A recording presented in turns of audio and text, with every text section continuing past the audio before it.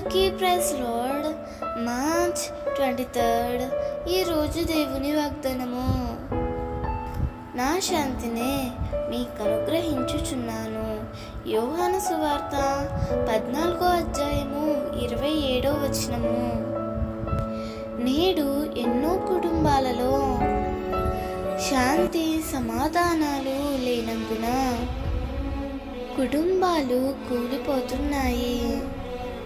మరికొందరు నా జీవితంలో అన్నీ ఉన్నాయి కానీ ప్రశాంతత లేదని ఆత్మహత్యలకు సిద్ధమవుతున్నారు. అయితే ప్రభు సెలవిస్తున్న మాట, నా శాంతిని మీకు అనుగ్రహించుచున్నాను. ప్రియమైన దేవుని బిడ్డ, లోకస్తుల వలె నీవు అశాంతిగా జీవించనవసరం లేదు. పరిస్థితులు ఎంత ప్రతికూలంగా ఉన్నప్పటికీ, నా అన్నవారందరూ వ్యతిరేకంగా అయినప్పటికీ, నీవు ప్రభువు మీద ఆధారపడి ఉన్నందున అన్ని సమయాలలో ఆయన నీకు శాంతిని అనుగ్రహిస్తాడు.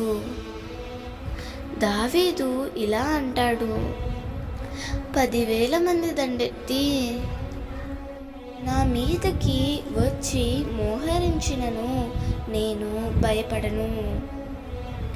యెహోవా, నీవే నాకు కేడముగాను, నీవే నాకు అతిశయస్వదముగాను, నా తల ఎత్తువాడవుగాను ఉన్నావు.